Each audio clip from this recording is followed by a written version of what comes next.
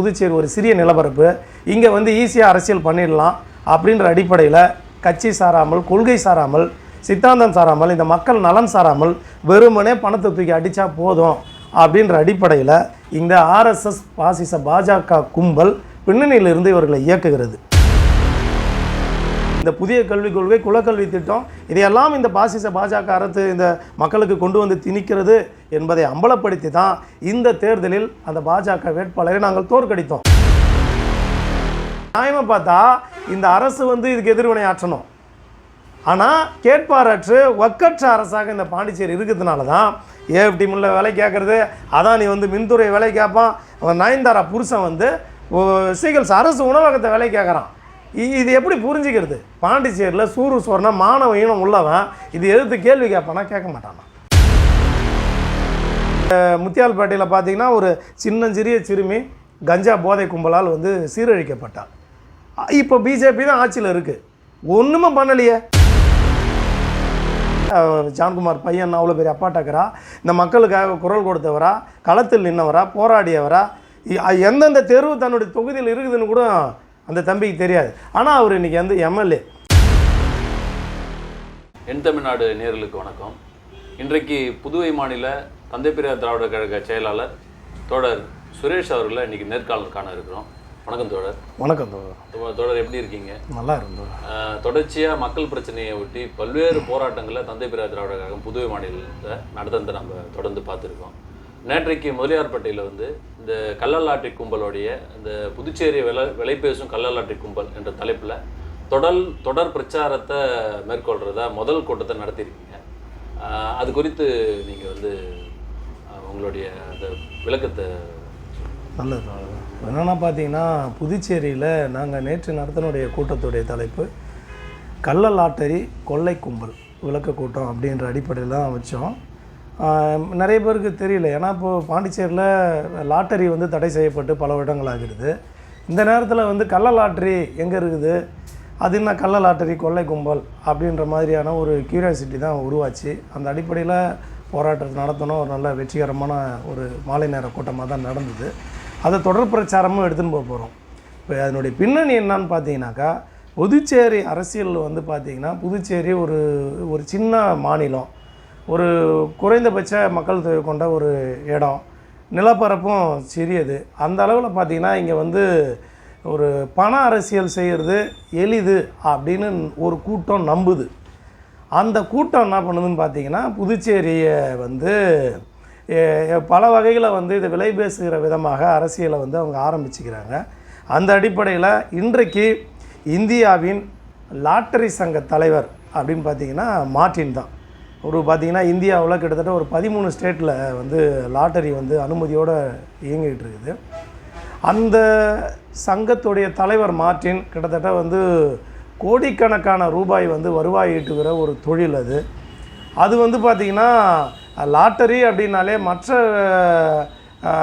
விஷயங்களை காட்டிலும் எளிய மக்களை, உழைக்கும் மக்களை சுரண்டுகிற ஒரு விஷயமாக தான் நம்ம வந்து லாட்டரியை பார்ப்போம். அதன் தொடர்ச்சியாக தான் தமிழ்நாட்டிலையும் புதுச்சேரியிலையும் அது தடை செய்யப்பட்டிருக்குது. ஆனாலும் இந்தியாவில் அது 13 ஸ்டேட்டில் இருக்குது. இப்போ வந்து பாண்டிச்சேரியிலையும் தமிழ்நாட்டிலும் அது இல்லாததுனால அந்த ஒரு நிறுவனம் இங்கே வந்து அரசியல் ரீதியாக அவங்க வந்து அது அதிகாரத்தை கைப்பற்றி அதன் மூலமாக இங்கே அந்த தடையை நீக்கிறதுக்கான ஒரு முயற்சியை செய்கிறாங்க.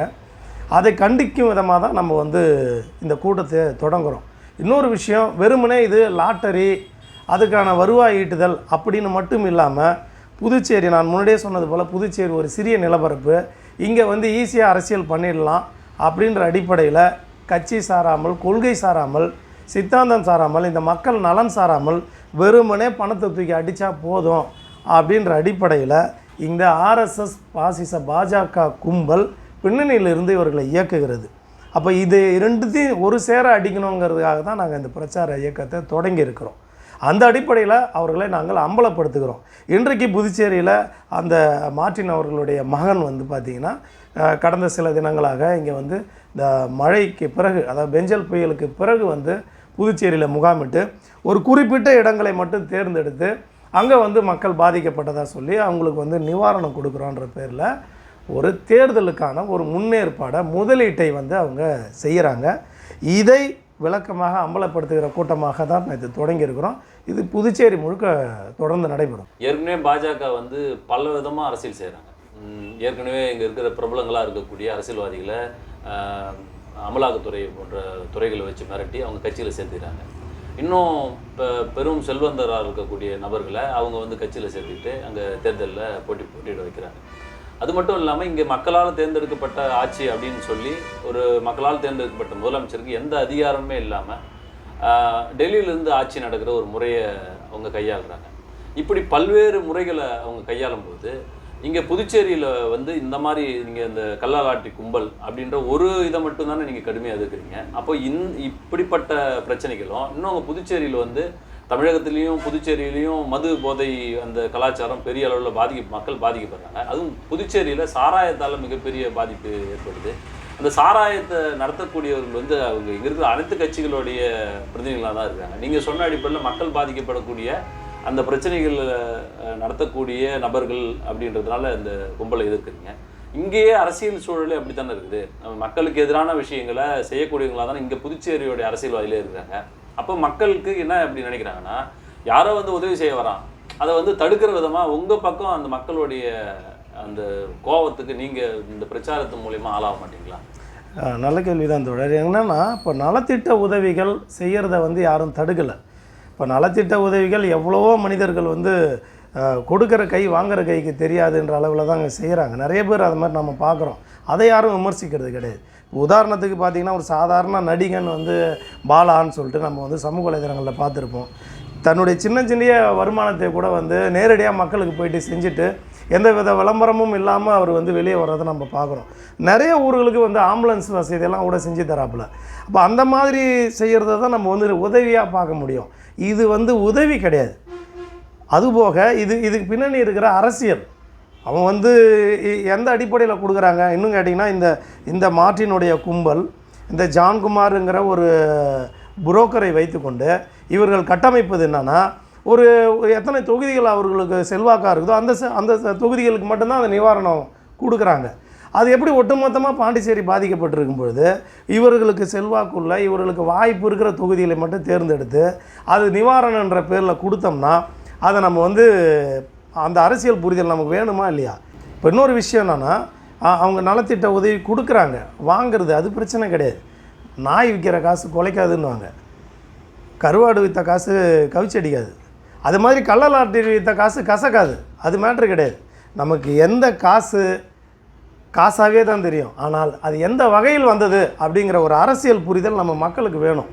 அதை விளக்குவதற்காக தான் இந்த கூட்டம். யாரோ ஒரு உதவி கொடுக்குறாங்க, உண்மையிலேயே பாதிக்கப்பட்டவர்களுக்கு அது ஒரு பேர் உதவியாக இருக்கும், அதை நம்ம மறுக்கலை. ஆனால் அதனுடைய கொடுப்பவர்களுடைய அரசியலை புரிந்து கொண்டால் நமக்கு எதிர்காலத்தில் நல்லதுங்கிறத விளக்கத்தை தான் நாங்கள் எங்களுடைய பிரச்சாரத்தில் முன்வைக்கிறோம். ஒரு வேட்பாளருக்கும் இன்னொரு வேட்பாளருக்கும் தான் அது பிரச்சனை. மக்களுக்கு எந்த பிரச்சனை இல்லை. மக்களுக்கு பல்வேறு பிரச்சனை இருக்குது. புதுச்சேரியில் நம்ம ரேஷன் கடை மூடி இருக்குது, மின்சாரம் தனியார் மையத்துக்கு கொடுத்துருக்காங்க, புதிய கல்வியை அமல்படுத்தியிருக்காங்க. இது போன்ற மக்கள் பிரச்சனை மிகப்பெரிய பிரச்சனை புதுச்சேரி இருக்குது. இன்றைக்கி இப்போ மத்திய அரசுடைய சோதனை கூடமாக அங்கே புதுச்சேரி மாநிலம் தான் அங்கே வச்சுருக்கு இந்த RSS பிஜேபி கும்பல். இங்கே மாநிலத்தை ஆளக்கூடிய முதல்வருக்கு அந்த அதிகாரம் இல்லாமல் ஒரு சூழல் தான் இருக்குது. இதெல்லாம் தாண்டி இது இன்னைக்கு முதன்மையானதா அப்படின்னு சொல்லி ஒரு சில மக்கள் பேசுகிறதா இந்த தகவல் வருது. இல்லை, இப்போ என்னென்னா, இந்த மாதிரி புதுச்சேரியை சோதனை கூடமாக மாற்றி அவங்க கொண்டு வர பல திட்டங்களை, மக்கள் விரோத திட்டங்களை தொடர்ச்சியாக களத்தில் நின்று எதிர்க்கிற ஒரு டீமாக தான் நாங்கள் இருக்கிறோம். பல்வேறு இங்கே சமூக இயக்கங்கள் எதிர்க்கட்சிகளை காட்டிலும் வந்து களத்தில் நின்று மக்களுக்காக போராடுகிற ஒரு இயக்கமாகத்தான் நாங்கள் இருக்கிறோம். அதனுடைய தொடர்ச்சியாகத்தான் இதை நாங்கள் பார்க்குறோம். ஏதோ இன்றைக்கி தான் முதலாக இந்த காரியத்தை எடுத்து நாங்கள் செய்யலை. தொடர்பாக எல்லா மின்சாரத்துறை தனியார் மயமாவதுக்கு கடுமையான போராட்டங்களை முன்னெடுத்திருக்கிறோம். இந்த தேர்தல் நேரத்துக்கான பிரச்சாரத்திற்கு நாங்கள் முதல் கட்டமாக வைத்ததே இந்த புதிய கல்விக் கொள்கை, குலக்கல்வி திட்டம், இதையெல்லாம் இந்த பாஜக அரசு இந்த மக்களுக்கு கொண்டு வந்து திணிக்கிறது என்பதை அம்பலப்படுத்தி தான் இந்த தேர்தலில் அந்த பாஜக வேட்பாளரை நாங்கள் தோற்கடித்தோம். அந்த அடிப்படையில் எங்களுடைய தொடர்ச்சியான வேலை திட்டத்தில் ஒன்று தான் இது கள்ளலாட்டரி கொள்ளை கும்பலுங்கிறது. இன்னொரு விஷயம் என்னென்னா, எல்லா கட்சிகளும் இதை செய்கிறாங்களே, ஏன் இவங்களை மட்டும் எதிர்க்கிறோம் அப்படின்னிங்கன்னா, இன்றைக்கு புதுச்சேரியில் இருக்கிற அத்தனை கட்சிகள் செய்தாலும் கூட நாளைக்கு வந்து வேட்பாளராக போகிற அல்லது சட்டமன்ற உறுப்பினராக ஆகக்கூடிய மக்கள் பிரதிநிதி ஆகக்கூடியவர்கள் அந்த வேலையை தான் செய்கிறாங்க. ஆனால் அவர்கள் அந்த வேலையை மட்டும் செய்கிறது கிடையாது. மொத்தமாக இந்த மக்களுடைய இன்ப துன்பங்களில் தொடர்ச்சியாக பங்கெடுப்பது, அவர்களுடைய நலன்களுக்கு குரல் கொடுப்பது, அவர்களுடைய கட்சியின் சார்ந்து கொள்கை சார்ந்து இருக்கிற திட்டங்களுக்கு வந்து அவங்க முன்னாடி நிற்கிறாங்க, எதிர்த்து போராடவும் செய்கிறாங்க. இப்போ ஆளுங்கட்சியோட சில திட்டங்களை எதிர்த்து எதிர்கட்சிகள் ரோட்டுக்கு வந்து போராடுறாங்க. அவங்க தான் அந்த நலத்திட்ட உதவிகளை செய்கிறாங்க. அப்போ மக்களோட தொடர்பு உடையவர்கள். ஆனால் இவங்க அப்படி கிடையாது. இன்றைக்கி மார்ட்டினுடைய பையனை புதுச்சேரியில் யாருக்கு தெரியும்? எவ்வளோ காலமாக இந்த மக்களை அவர் புரிந்து கொண்டிருக்கிறார், எவ்வளோ காலமாக அரசியல் செய்திருக்கிறார், இந்த மண்ணுக்கும் அவருக்கு என்ன தொடர்பு இருக்குது. ஆனால் திடீர்னு வந்து ஜான்குமாருங்கிற ஒரு புரோக்கரு இன்றைக்கி வந்து அவரை கூப்பிட்டு வந்து அவங்களுடைய கட்சி மீட்டிங்கில் சொல்கிறாரு, நான் வந்து எங்கள் பாஸை கூப்பிட்டு வரேன், அவர் வந்து தொகுதிக்கு எத்தனை ஒரு ரூபா செலவு பண்ணுறதுக்கு தயாராகிறாரு, உங்களுக்கெல்லாம் யாருக்கும் அந்த தகுதி இருக்குதா? நீங்களாம் வந்து சம்பாதிச்சுட்டு நேராக பணத்தை வீட்டுக்கு எடுத்துன்னு போகிறீங்க, எங்கள் பாஸு எல்லா தொகுதிக்கும் செலவு பண்ணுறேன்னு சொல்கிறாரு, அவர் பார்த்துக்கிறேன்னு சொல்கிறாரு, அப்போ ஏன் நீங்கள் அனுமதிக்க மாட்டீங்க அப்படின்னு அவங்க கட்சிக்குள்ளவே அந்த வந்து செய்தி ஆக்குறாங்க. என்னன்னா, பணத்தோடு எங்கள் பாஸ் வராரு, நீங்கள் அனுமதி கொடுங்க, எல்லா தொகுதியும் அவர் கவர் பண்ணுவார் பணத்தை வச்சு. அவர் வந்து மார்ட்டினுடைய சன்னுன்னா ஒரு சித்தாந்தத்தோடு எடுத்துன்னு வராரா, ஒரு கொள்கை திட்டத்தோடு வராரா, ஒரு புரட்சிகரமான இந்த மக்களுக்கான விடுதலையை கொண்டு வராரா? ஒன்றுமே கிடையாது, ஒரு அழகும் கிடையாது, வெறுமனே காசு. அந்த திமிரு, அந்த மமதையை இந்த மக்களுக்கு நம்ம அமலப்படுத்த வேண்டிய தேவை இருக்குதா இல்லையா? வெறுமனே காசு எடுத்துன்னு வந்து ஒரு நிலத்தை நீங்கள் வந்து அரசியல் ரீதியாக கைப்பற்ற முடியுன்ற ஒரு திமிரை உங்களுக்கு யார் கொடுத்தது? அப்போ எழுத்து கேள்வி கேட்குறது வந்து இங்கே அதுதானே அறம் சார்ந்த விஷயமா இருக்க முடியும். அதுதானே மக்கள் பிரச்சனை. இன்றைக்கு வந்து தொடர்ந்து இந்த ஜான்குமார் அவர் எம்எல்ஏ நீங்கள் வந்து தொடர்ந்து ஒரு டார்கெட் செய்கிறீங்க, அவரை மட்டும்தான் நீங்கள் குறி வச்சு அரசியல் செய்கிறதா பொதுவாக ஒரு பேச்சு இருக்குது. அதை பற்றி நீங்கள் என்ன சொல்லுங்கள்? இல்லைங்க, அவரை தனிப்பட்ட முறையில் டார்கெட் செய்ய வேண்டிய அவசியம் கிடையாது, அவ்வளோ ஒருத்தம் அவர் கிடையாதுங்க. விஷயம் என்னன்னா, பாண்டிச்சேரியை போன்ற ஒரு மாநிலத்தில் சின்னஞ்சிறிய தொகுதிகளில் ஒரு 30,000 வாக்காளர்கள் இருக்கிற இடத்துல நீங்கள் வந்து ஈஸியாக கவர் பண்ணிடலாம் அப்படின்ற ஒரு தாட்டை உருவாக்குனது ஜான்குமார் தான். எப்படின்னா, அவருக்கு எந்த விதமான ஒரு அரசியல் பின்புலமும் கிடையாது. பல கட்சி மாறுவாரே தவிர எந்த கட்சியோட கொள்கையும் அவர் வந்து உள்வாங்க மாட்டார். மக்களுக்காக எந்த ஒரு இடத்துலையும் நிற்க மாட்டார். எந்த விதமான ஒரு மக்கள் பிரதிநிதி ஆகிறதுக்கான ஒரு அடிப்படை தகுதிகள் அற்ற ஒரு மனிதர் அவர். அதையெல்லாம் தாண்டி வெறுமனே பணத்தை வச்சு அந்த தொகுதியை வந்து கைப்பற்றுகிற வித்தையை செஞ்சு காட்டினவர் அவர் புதுச்சேரியில். எப்படின்னாக்கா, ஒரு அரசாங்கம் வந்து எப்படி வந்து குடிமைப் பொருள் வழங்கல் துறையின் சார்பாக ஒரு ரேஷன் கார்டு கொடுத்து குடும்பத்துக்கு வந்து மாதம் வந்து பொருள் கொடுக்குறாங்களோ, உணவுப் பொருள் கொடுக்குறாங்களோ, அந்த மாதிரி இவர் வந்து அவருடைய தொகுதியில் அந்த ரேஷன் கார்டை வாங்கி இவரே சீல் போட்டார். ஒரு அரசாங்கம் செய்கிற வேலையெல்லாம் இவர் செஞ்சார். அது வந்து சட்ட ரீதியாக நடவடிக்கைலாம் எடுக்கப்பட்டது. அதன் பிறகு வந்து பார்த்திங்கன்னா, இவரே தனியாக ஒரு ரேஷன் கார்டு மாதிரி ஒன்று கிரியேட் பண்ணி கார்டு போட்டு மாதம் மக்களை வந்து காக்கா கூட்டம் மாதிரி மாற்றி அந்த வெற்றியை வந்து அவர் கைப்பற்றினார். இதே ஃபார்முலாவை எல்லா தொகுதியிலையும் அவர் வந்து பின்பற்றார். இவர் வந்து நெல்லித்தோப்பு தொகுதியிலேருந்து வந்து முன்னாள் முதல்வர் அவர்களுக்கு வந்து அதை விட்டு கொடுத்துட்டு நேராக காமராஜர் நகருக்கு போகிறாரு. காமராஜர் நகர்லேயும் அதே ஃபாலோ அப் பண்ணுறாரு. இப்போ அடுத்து முதலியார்பேட்டை தொகுதிக்கு வராரு. இப்போ வந்து பார்த்திங்கன்னா, அவர்களோடு இணைந்து ஒரு 6 தொகுதியை கணக்கு பண்ணுறாங்க. அந்த 6 தொகுதிக்கும் இதே ஃபார்முலா அப்படின்னு வந்து முன் வைக்கிறாங்க. அப்போது நாம் இந்த ஃபார்முலாவை தான் உடைக்கணும்னு ஆசைப்பட்றோம்.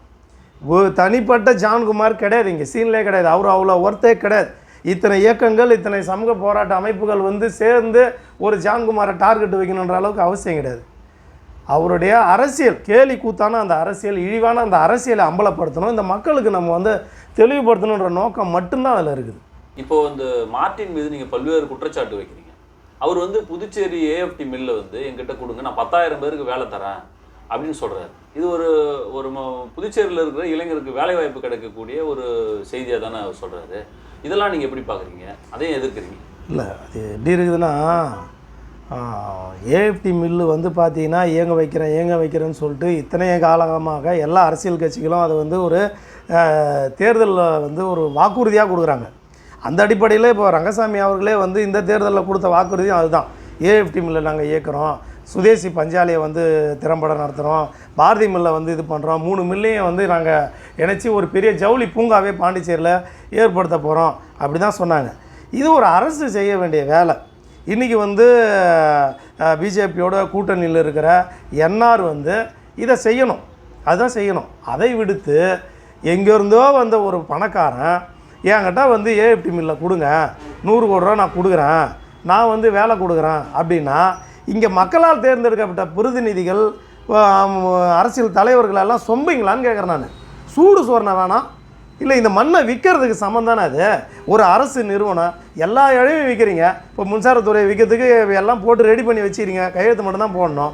இப்போ ஏஎஃப்டி மில்லுன்றது புதுச்சேரியில் ஒரு மிகப்பெரிய ஒரு ஜவுளியை தொழிலாளர்களுக்கு வேலைவாய்ப்பு கொடுத்த ஒரு நிறுவனம். இன்றைக்கி அதை வந்து சிக்கி சின்னாபண்ணமானதுக்கு காரணமே பார்த்திங்கன்னா இந்த மார்டின் கும்பல். இந்த மார்டின் கும்பல் இந்த லாட்ரி சீட்டால் தான் ஏஎஃப்டியில் இருக்கிற தொழிலாளர்கள் பல பேர் செத்தாங்க. அந்த மில்லுக்கு ஏற்றாப்புலேயே லாட்ரி சீட்டு கடை இருக்கும். இந்த புண்ணியவான் ஜான்குமார் அந்த மில்லுக்கு ஏற்றாப்புலேயே கடை வச்சுருப்பார். அவங்க சம்பளத்தை வாங்கின்னு வருவாங்க, வெளியில் லாட்ரி சீட்டு வாங்குவாங்க, ஒழிவாங்க. கடன் வாங்கி வட்டிக்கு வாங்கி எத்தனை தொழிலாளருடைய ஏஎஃப்டி மில்லு தொழிலாளர்கள் செத்தது லாட்ரி சீட்டால். மில்லு உள்ளேயே தூக்க மாட்டேன்னு செத்துருக்காங்க, லாட்டரியால் விளைந்தது. இன்றைக்கி அந்த மாதிரி உழைக்கும் மக்களை சுரண்டி தொழிலாளர்களை சுரண்டி இன்றைக்கி கோடீஸ்வரன் ஆகிட்ட பிறகு நீங்கள் அந்த மில்லை மறுபடியும் விலைக்கு வாங்கி தொழிலாளர்களுக்கு வேலை கொடுக்க போகிறீங்களா?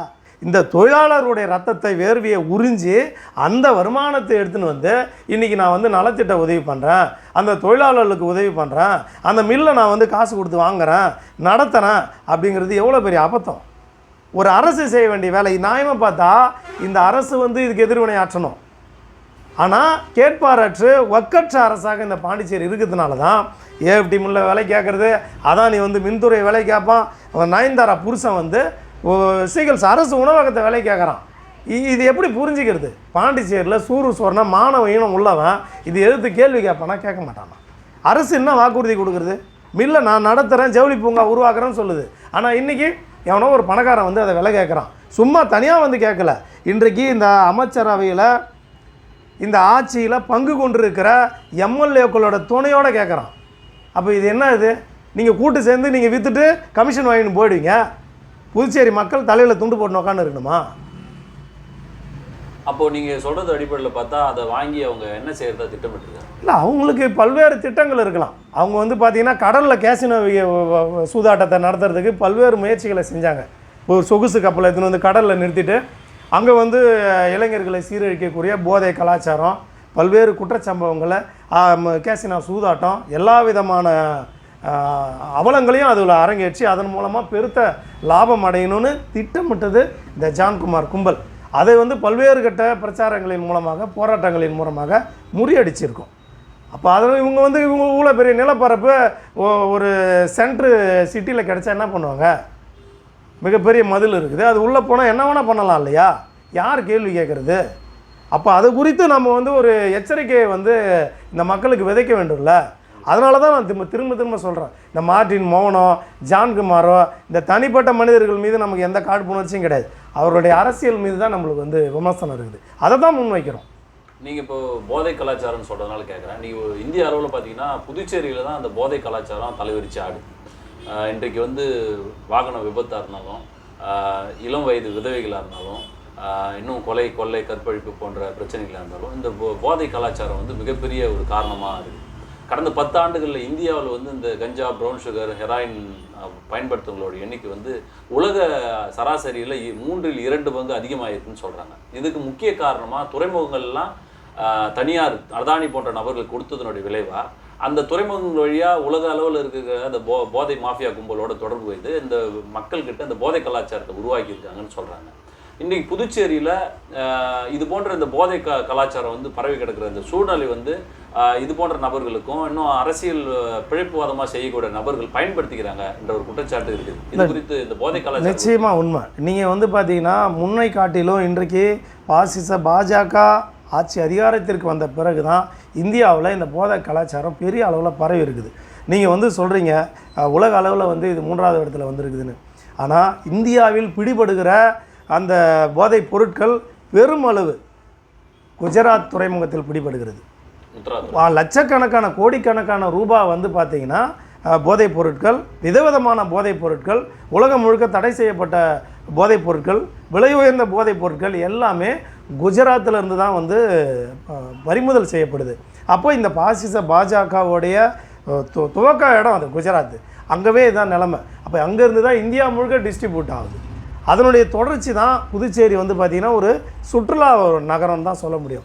சுற்றுலா அப்படின்னாலே அதுக்கு அடுத்தது வந்து போதையும் அது கூடவே சேர்ந்து வந்துடும். அந்த அடிப்படையில் தான் இங்கே புதுச்சேரியில் கஞ்சாவாக இருக்கட்டும், இந்த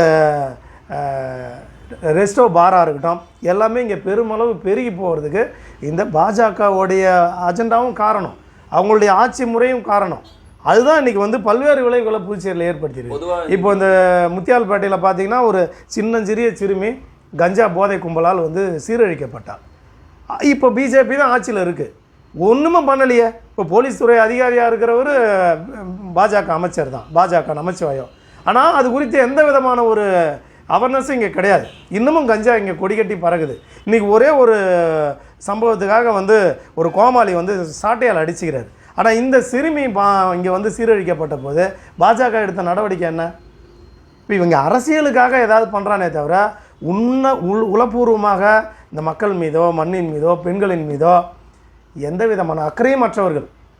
ஜான்குமார் எம்எல்ஏ வந்து ஏற்கனவே வந்து ஒரு கோயில் நல்ல அபகரிப்பு வழக்கில் ஒரு சிக்கலில் சிக்கியிருக்காரு. அதுக்கு அவருக்கு தண்டனை உறுதியாக இருக்குது. அங்கே மக்களும் அவருக்கு எதிராக அந்த பிரச்சனையில் இருக்காங்க என்ற காரணத்தினால தொகுதி மாறுறாரா, இல்லை தன்னுடைய மகன் எந்த ஒரு மக்கள் பிரச்சனையும் போராட்டத்திலும் ஈடுபடாமல் ஒரு சின்ன வயசுலேயே காசு வச்சிருக்கின்ற ஒரு திமிரில் சட்டமன்ற உறுப்பினராக 2 பேரும் இன்னும் ஜெயிக்க முடியுது, அதனால் நம்ம பாண்டிச்சேரியை எதை வேணால் செய்யலாம் பணம் இருந்தா அப்படின்ற ஒரு கட்டத்துக்கு வந்துட்டாருன்னு நீங்கள் நினைக்கிறீங்க? அல்ல, அதுதான் உண்மை. அதை சொல்கிறதுக்காக தான் இப்போ நாங்கள் இந்த வேலையை திட்டத்தையே ஆரம்பிச்சிருக்கிறோம். இப்போ யோசிச்சு பாருங்கள், அவர் வந்து நெல்லித்தோப்பு தொகுதியை தன்னுடைய தொகுதியாக கட்டமைச்சார். அதுக்கப்புறம் முன்னாள் முதல்வருக்காக அதை விட்டு கொடுத்துட்டு காமராஜ் நகர் போகிறாரு. இப்போ பிறகு அந்த வந்து கட்சியிலிருந்தே வெளியேறிட்டு காங்கிரஸ் கட்சியிலிருந்தே வெளியேறி பிஜேபிக்கு போகிறார். பிஜேபிக்கு போனதுக்கு பிறகு தன்னுடைய மகனை அதே நெல்லித்தோப்பு தொகுதியில் நின்று முதல் தேர்தலில் நின்ன உடனே ஜெயிக்க முடியுது. அதுக்கான பின்னணி என்ன, அதனுடைய காரணம் என்ன? அவர் என்ன பெரிய வந்து அப்பாட்டக்கரா, ரிச்சர்டு ஜான்குமார் பையன் அவ்வளோ பெரிய அப்பாட்டக்கரா, இந்த மக்களுக்காக குரல் கொடுத்தவரா, களத்தில் நின்னவரா, போராடியவரா, எந்தெந்த தெருவு தன்னுடைய தொகுதியில் இருக்குதுன்னு கூட அந்த தம்பிக்கு தெரியாது. ஆனால் அவர் இன்றைக்கி வந்து எம்எல்ஏ. அப்போ அதனுடைய காரணம் என்னன்னு நினைக்கிறீங்க? இந்த மக்களை ஈஸியாக விலை கொடுத்து வாங்கிட முடியுங்கிற திமிரு தான் அது. அந்த அடிப்படையில் தான் இப்போ வந்து 6 தொகுதிக்கு மேலே கால் பதிக்கிறாங்க. இன்னும் ஒட்டுமொத்தமாக புதுச்சேரி முழுக்க இருக்கிற வேட்பாளர்களுக்கு தேர்தல் நேரத்தில் வந்து பணத்தை கொடுத்து அவங்களையும் வாங்கிடலாம் அப்படின்ற ஒரு செயல் திட்டத்தோடு இருக்கிறாங்க. அப்போ இதெல்லாம் ஒட்டு மொத்தமாக அடிக்கணுங்கிறது தான் எங்களுடைய நோக்கமே தவிர தனிப்பட்ட ஜான்குமார் அடிக்கணும்னு அவசியம் கிடையாது. தனிப்பட்ட ஜான்குமாரை வந்து அவர் காமாட்சி அம்மன் நில அபகரிப்பு வழக்கு இருக்குது, அது நீதிமன்றத்தில் இருக்குது, அது தொடர்ச்சியாக போயிட்டுருக்குது. அதை நாங்கள் அம்பலப்படுத்துவோம். திருட்டு பத்திரம் போட்டு அதை வந்து ரிஜிஸ்டர் பண்ணதுக்கு சொந்தமாக்கிக்கிட்டது அதை நாங்கள் வந்து அம்பலப்படுத்துகிறோம். அது நீதிமன்றத்தில் வழக்கில் இருக்குது, அது சட்டப்படி அவர் எதிர்கொள்ளணும். இன்னும் அவர் பேரில் பலவிதமான அலிகேஷன் இருக்குது, அதையும் அவர் எதிர்கொள்ள போகிறார். அதனால் தனிப்பட்ட ஜான்குமார் எங்களுக்கு வந்து நோக்கம் கிடையாது, அவருடைய அரசியலை நாங்கள் அம்பலப்படுத்துகிறோம், அவ்வளோதான். அது இவ்வளோ பெரிய பிரச்சனைகள்லாம் சொல்கிறீங்க, பேசுகிறீங்க. இன்றைக்கு இவ்வளோ பெரிய அரசியல் பூகம்பம் ஒரு வரப்போகிற சூழ்நிலை அளவுக்கு நீங்கள் இந்த குற்றச்சாட்டுலாம் வைக்கிறீங்க. அப்போது இது குறித்து வந்து இன்றைக்கி புதுச்சேரியில் முதலமைச்சராக இருக்கக்கூடிய ரங்கசாமியோ இல்லை எதிர்க்கட்சி தலைவர்களோ எதுவுமே வாய் திறக்கலையே. அவங்களுடைய அரசியல் வாழ்க்கைக்கு இது ஒரு மிகப்பெரிய நெருக்கடியை தானே ஏற்படுத்துது சூழ்நிலை. ஆனால் அவங்களாம் என்ன சொல்கிறாங்க? இப்போ முதல்வரை பொறுத்த வரைக்கும் பார்த்தீங்கன்னா இங்கே வந்து ஒரு மெஜாரிட்டி இல்லாத ஒரு அரசு இது பாஜகவை நம்பி தான் இந்த அரசு நடந்துகிட்டு இருக்குது. அப்படியே இல்லாமல் தனி மெஜாரிட்டியாக இருந்தாலும் கூட ஒன்றிய அரசை எதிர்த்து நிற்கிற வந்து அரசியல் வந்து மாண்புமிகு ரங்கசாமி அவர்கள் எப்பொழுதும் செய்ததில்லை. அந்த அளவில் தான் இப்போ வந்து ஆட்சியே நடந்துகிட்டு இருக்குது. நாங்கள் வந்து வெறும் சிஎம் கையெழுத்து போட்டால் போதுன்ற அடிப்படையில் தான் அவர் இருக்கிறாரே தவிர ஒரு அதிகாரம் மிக்க ஒரு ஆளுமை மிக்க முதல்வராக இல்லை. அவர் எந்த திட்டங்களுக்குமே வந்து அவர் கெஞ்சி தான் ஒரு கையெழுத்தையுமே வாங்குறார். அவர் பல அரசு நிகழ்ச்சிகள்லேயே வந்து அதை அழுவாத குறையாக ஒப்பாரி வைக்கிறார். இப்படி தான் அவருடைய நிலைமைக்குது. நான் ராஜா இல்லை, எனக்கு மேலே ராஜா இருக்கிறாங்க அப்படிங்கிறத வெளிப்படையாக ஊடகத்துக்கு முன்னாடியே அவர் பதிவு பண்ணுறார். அந்த அளவில் இருக்கும்போது அவர் இங்கே நடக்கிற அநீதிகள் எல்லாத்தையும் வேடிக்கை பார்க்குற பக்கமாக தான் அவர் இருக்கிறார். எதிர்த்து நிற்கிற ஒரு வார்த்தை கிடையாது. இப்போ புதுச்சேரி முழுக்க அரசு பள்ளிகளை வந்து சிபிஎஸ்சியாக மாற்றுறாங்க, புதிய கல்விக் கொள்கையை ஈஸியாக உள்ளே நுழைக்கிறாங்க, குலக்கல்வி திட்டத்தை அமெண்ட்மெண்ட் பண்ணுறாங்க. எதையுமே அவர் எதிர்த்து கேள்வி கேட்கலையா? இப்போ வந்து பார்த்திங்கன்னா ஆல் பாஸ் திட்டத்தை ரத்து பண்ணுறாங்க, அது புதுச்சேரியில். அதுவும் வந்து பார்த்திங்கன்னா இப்போது அந்த உள்ளே வரும்பொழுது பார்த்திங்கன்னா சிபிஎஸ்சி பள்ளிகளுக்கு மட்டும்தான் சொல்கிறாங்க ஆல் பாஸ் ரத்து. ஆனால் கல்வி அமைச்சர் வந்து பேட்டி கொடுக்கும்பொழுது நிருபர் கேட்குறாங்க, இது தனியார் பள்ளிகளுக்கும் பொருந்துன்றார். அப்போ தனியார் பள்ளிகளுக்கும் சேர்த்து இதுவும் சிபிஎஸ்சிக்கு போடுற அதே இதையும் வந்து ஆல் பாஸ் ரத்து அப்படின்றது எவ்வளோ பெரிய அயோக்கியத்தனம். ஆல் பாஸ் ரத்து, ஆல் பாஸ் எதனால் கொண்டு வந்தாங்க? ஏழை எளிய மாணவர்கள் போதிய வந்து கல்வி அறிவு தொடர முடியாமல் இடைநிற்றல் அதிகமாகுது அப்படின்ற ஒரு மிக நீண்ட புள்ளி விவரத்தோட ஆய்வுகளின் தரவுகளோட அடிப்படையில் தான் ஆல் பாஸ் 9th வரையும் கொண்டு வந்தாங்க. ஆனால் எந்த ஒரு இழவும் இல்லாமல் ஒன்றிய அரசு சொல்லுதுன்ற ஒரே காரணத்திற்காக இங்கே வந்து அதை நான் வந்து இம்ப்ளிமெண்ட் பண்ணுவேன் அப்படின்னு சொன்னால் அது ஒரு அயோக்கியத்தனம். அந்த அயோக்கியத்தனத்தை எடுத்து இந்த மக்களால் தேர்ந்தெடுக்கப்பட்ட ஒரு முதலமைச்சர் ரங்கசாமி அவர்கள் ஒற்றை வார்த்தை வந்து வாய் திறந்தாரா? ஏன் இல்லை? அப்போ நீங்கள் வாய் மூடி மௌனியாக இருக்கும்போது உங்களுக்கு ஓட்டு போட்டு ஜெயிக்க வச்ச இந்த மக்கள் வந்து என்ன ஆகுறது? இதுதான் இன்றைக்கி புதுச்சேரி அரசியல். அப்போ இதை எதிர்த்து கேள்வி கேட்குற இடத்துல யாரும் இல்லாத சூழலில் தான் இந்த சமூக இயக்கங்கள் இன்றைக்கு வந்து போராட வேண்டிய கட்டாயத்தில் இருக்கிறோம்.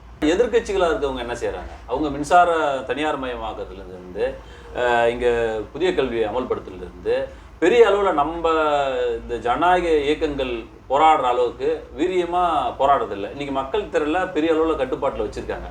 தொகுதிக்கு 5000 பேர் குறையாமல் அவங்களாம் இன்றைக்கி வீதியில் இறங்கி போராடினா மக்கள் கூடி அந்த போராட்டத்தை அந்த பிரச்சனையை நம்ம மக்கள் அரசு பார்வைக்கு எடுத்து போய் அதை வாபஸ் பெற செய்யலாம்ல. இல்லை, இப்போது மற்ற கட்சிகள் வந்து பார்த்திங்கன்னா இந்த ஒன்றிய அரசை எதிர்த்து இருக்கிற ஒரு கூட்டணி, எதிர்கட்சி கூட்டணி பல்வேறு போராட்டங்களை நடத்திட்டு தான் வராங்க. இப்போ நீங்கள் வந்து மின்சார தனியார் மயமாவதெல்லாம் எதிர்த்து இவங்க எதிர்கட்சியினர் நடத்திய போராட்டம் அளப்பரியது. நிறைய போராட்டங்களை நடத்தி தான் இன்றைக்கு அது வந்து நிறுத்தி வைக்கப்பட்டிருக்கிறது. முழுசாக வந்து அவங்க தடுத்துடலை, அதேமாரி முழுசாக கொடுக்கவும் முடியல. அந்த மாதிரியான ஒரு சூழ்நிலை இங்கே எதிர்கட்சிகளுடைய போராட்டம் அது குறிப்பிடத்தக்கது. அந்த வகையில் பல்வேறு போராட்டங்களை எதிர்கட்சியினர் செய்கிறாங்க, அதில் மாற்றுக்கிறது இல்லை. ஆனால் அது போதுமானதாக இல்லை அப்படின்னு மட்டும் நம்ம சொல்லலாம். இன்னும் வலுவானதாக இல்லை அப்படின்னு வேணால் சொல்லிக்கலாம். நீங்கள் கடந்த தேர்தலில் பார்த்தீங்கன்னா மிகப்பெரிய ஒரு சமூக பின்னணி கொண்டவங்க தான் நமச்சிவாயா ரங்கசாமிலாம். அதோட இப்போ பணபலமும் இருக்குது. மத்தியில் ஆளக்கூடிய அந்த பாசிச இந்த பாஜக அரசோடைய ஆதரவு உங்களுக்கு இருக்குது. தேர்தல் ஆணையத்தோட ஆதரவு இருந்தது. இதெல்லாம் மீறி மக்கள் 1.5 லட்சம் வாக்கு வித்தியாசத்தில் அந்த கும்பலை தோக்கடிச்சு தானே துரத்தி அடிச்சிருக்காங்க. இந்த இப்படிப்பட்ட அரசியலுக்கு மட்டும் மக்கள் எப்படி அவங்க ஆட்படுவாங்க, இல்லை அதை ஏற்றுக்கொள்வாங்க அப்படின்னு நீங்கள் நினைக்கிறீங்க? இல்லை, சரியான கேள்வி. என்னன்னு பார்த்தீங்கன்னா, ஒட்டுமொத்தமாக இந்திய அரசியல், ஒன்றிய அரசு, பாஜக அரசு, அதனால் பாதிக்கப்பட்டவங்க ஒவ்வொரு குடும்பமும் இருக்குது. ஒவ்வொரு குடும்பத்திலும் இருக்கிறாங்க, ஒவ்வொரு குடும்பமும் பாதிக்கப்பட்டது. அப்போ ஒட்டுமொத்தமாக இந்த தேர்தல் அப்படின்னும் போது மக்கள் வந்து ஒரு விழிப்புணர்வில் இருக்கிறாங்க.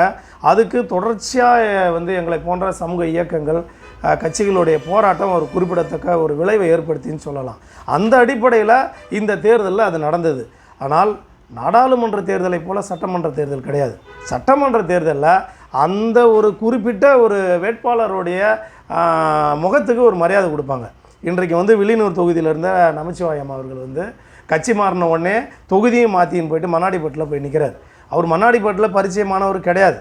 அவர் கட்சியும் வந்து வெற்றி பெறக்கூடிய கட்சியும் கிடையாது. ஆனால் 2 காரணத்தால் அவர் ஜெயிக்கிறார். ஒன்று பணபலம், இன்னொன்று என்ஆருடைய கூட்டணி. இந்த 2 விஷயத்தாலையும் அவர் வந்து ஒரு சட்டமன்ற தேர்தலில் எளிதாக ஜெயிக்க முடிஞ்சுது. ஆனால் இந்த நாடாளுமன்ற தேர்தலில் ஒட்டுமொத்தமான புதுச்சேரி அப்படின்னும் பொழுது அவருடைய சமூகமும் வந்து ஏற்றுக்கொள்ளப்படவில்லை, அவருடைய பணபலமும் ஏற்றுக்கொள்ளப்படவில்லை, அவருடைய கட்சியும் ஏற்றுக்கொள்ளப்படவில்லை. மக்களால் முழுதாக நிராகரிக்கப்பட்டவர். அதே மாதிரியான ஒரு ஸ்கேல் வந்து இங்கே சட்டமன்ற தேர்தலுக்கும் வரும் அப்படின்னு நம்ம நம்ப முடியாது. ஏன்னா எந்த ஒரு பின்புலமும் இல்லாமல் 6 எம்எல்ஏக்களை இங்கே வந்து பிஜேபி ஜெயித்தாங்க. எப்படி ஜெயித்தாங்க? அப்போ இந்த அச்சம் நமக்கு இல்லைனாக்கா ஒட்டுமொத்தமாக அவங்க வந்து பரவுறதுக்கான வாய்ப்பு இருக்குதுல்ல. இன்றைக்கு வந்து இன்னும் சொல்லப்போனால் பிஜேபி கூட்டணியாச்சு, என்ஆர் தான் முதலமைச்சர், அவர் வந்து ஒரு ஆளுமையற்ற முதல்வராக கூட இருக்கலாம். ஆனால் முழுதாக இது வந்து பிஜேபி ஆட்சியாக இங்கே இருக்க முடியாத ஒரு சூழ்நிலை இந்த மக்களுக்கான அரசியல் தெளிவில் தான் இருக்குது. இல்லைனா இது வந்து ஒரு நார்த்து மாதிரி வந்து ஈஸியாக ஆக முடியும். வெறுமனே மாட்டுக்கறி வச்சிருந்தான் அப்படின்றதுக்காக ஒருத்தனை கொல்ல முடியுது இல்லை நார்த்தில். ஆனால் இங்கே அப்படி கிடையாது இல்லை. ஒவ்வொரு சண்டேவும் வந்து கியூவில் நின்று நம்ம வந்து மாட்டுக்கறி வாங்கி சாப்பிட்றோம். அப்போ இந்த ஒரு சுதந்திரம் வந்து பறிக்கப்படும். சித்தாந்த ரீதியாக இந்துத்துவ வெறி கும்பலால் இந்த மண் சூறையாடப்படும். அப்படி ஒரு சூழல் வரக்கூடாதுன்றதுக்காக தான் நாங்கள் படிப்படியாக எதிர்க்க வேண்டிய கட்டாயத்தில் இருக்கிறோம். இது வெற்று அச்சம் கிடையாது, உள்ளபடியாக இது நம்ம கண்ணு முன்னாடி பார்க்குற அரசியல். இதை நம்ம விழிப்புணர்வாக நம்ம வந்து இல்லை, இதை மக்களிடையே கொண்டு போகலைன்னா ஏமாற்றமும் தோல்வியும் தான் மிஞ்சும். ஆர்எஸ்எஸ் கும்பலை இந்த புதுவை மண்ணை சூறையாடுறதுக்கு வழி போட்டு கொடுத்தது ரங்கசாமி அவர்கள் தான். அப்போ அந்த வகையில் ரங்கசாமி அவர்களையும் ரங்கசாமி கூட்டணி கட்சியும் எதிர்க்கிறதுக்கு முக்கியமாக ரங்கசாமியோடைய ஆட்சி அகற்றப்படணும், எதிர்கட்சி தான் ஆளணும், அப்படின்ற ஒரு தொடர் பிரச்சாரத்தை முன்னெடுப்பீங்களா? அப்படி நீங்க முன்னெடுத்தா யாரை முதல்வரா நீங்க முன்னெடுப்பீங்க? இது வந்து மக்கள் கிட்ட பெரிய கேள்வி இருக்குது. ஏன்னா புதுச்சேரியில தொடர்ந்து ரங்கசாமி அவர்கள் முதலமைச்சராக இருக்கனால அந்த பதவிக்கான அந்த வேல்யூ இருக்கிற அளவுக்கு வேட்பாளர் எதிர்க்கட்சியில இல்ல, அப்படி இல்லைன்னா இவங்களுக்குள்ளே பிரச்சனை இருக்குது அப்படின்லாம் சொல்றாங்க. இதெல்லாம் நீங்க எப்படி எதிர்கொள்ள போறீங்க? இல்லை, இப்போ தேர்தல் நேரத்தில் வந்து பார்த்திங்கன்னா அது நிலைப்பாடுகளை ஒட்டி தான் நம்ம வந்து முடிவெடுப்போம். இப்போ எங்களை பொறுத்த வரைக்கும் பெரியாரிஸ்டுகளை, பெரியார் அமைப்புகளை பொறுத்த வரைக்கும் யார் ஜெயிக்கணுங்கிறது எங்கள் நோக்கமாக எந்த தேர்தலையும் இருக்காது. யார் ஜெயிக்கணுங்கிறதுக்காக நாங்கள் எந்த வேலையும் செய்ய மாட்டோம். யார் ஜெயிக்கக்கூடாது என்பதற்காக தான் வேலை செய்வோம். அந்த அடிப்படையில் நீங்கள் தொடர்ச்சியாக வந்து பார்த்திங்கன்னா இந்த என்ஆர் அவர் வந்து இந்த மாநில கட்சியாச்சு, அவருக்கு வந்து இங்கே சில நல்ல பேர்லாம் இருக்குது, அந்த அடிப்படையும் கிடையாது. அவர் இந்த பாசிஸ்டுகளுடைய கூட்டணி வந்தாரா அன்னிலேருந்து நாங்கள் எழுத்துட்டு தான் இருக்கிறோம். அதனுடைய விளைவாக தான் இந்த நாடாளுமன்ற தேர்தலில் சிட்டிங் முதல்வராக இருக்கும்பொழுதே, ஒரு பெரும்பான்மை சமூகத்தை சேர்ந்த வேட்பாளராக இருக்கும்பொழுதே அவர் வந்து இன்றைக்கி தெருவாக அலைஞ்சார். என்னார் தெருவாக வந்து நமச்சிவாயத்துக்காக அவர் பிரச்சாரம் போன பொழுதும் கூட இந்த மக்களால் புறக்கணிக்கப்பட்டிருக்கிறார். அப்போ சட்டமன்ற தேர்தலில் எந்தெந்த அணி எப்படி மாறும்னு தெரியாது. அவர் சுதாரித்து கொண்டு என்ஆர் அவர்களே சுதாரித்து கொண்டு பிஜேபியை வந்து விரட்டி அடிக்கிற சூழ்நிலை வந்ததுன்னா அன்றைக்கி இருக்கிற அரசியல் களம் வேறாக இருக்கும். அப்போ இன்றைக்கி நம்ம அதை எதுவும் சொல்ல முடியாது. அன்றைக்கு எதிர்காலத்தில் இருக்கிற கட்சிகளுடைய நிலைப்பாடு, அரசியல் செயல்பாடுகளை பொறுத்து தான் நாங்கள் முடிவெடுப்போம். மீண்டும் சொல்கிறோம், யார் வரணுங்கிறத விட யார் வரக்கூடாதுங்கிறதெல்லாம் நாங்கள் கவனமாக இருப்போம். அந்த அடிப்படையில் இன்றைக்கி இருக்கிற நிலைப்பாடு என்ஆர் காங்கிரஸ் பிஜேபி கூட்டணி அரசை நாங்கள் ஒவ்வொரு நிலைப்பாட்டிலையும் எதிர்த்து களமாடுகிறோம். இவ்வளோ நேரம் என் தமிழ்நாடு நேயர்களுக்காக உங்களுடைய இந்த புதுச்சேரி மாநிலத்தில் இருக்கக்கூடிய இந்த அரசியல் சீர்கேடு குறித்தும், இந்த லாட்டரி கும்பலுடைய சதி திட்டம் குறித்தும், மற்றும் பல்வேறு விதமான இந்த பாசிச பாஜகவுடைய மக்கள் விரோத போக்கு குறித்தும் மிக தெளிவாக, மிக அழகாக, ஆழமாக எங்களுக்கு பேட்டியளித்ததுக்கு நன்றி தோழர். ரொம்ப நன்றி தோழர். மகிழ்ச்சி.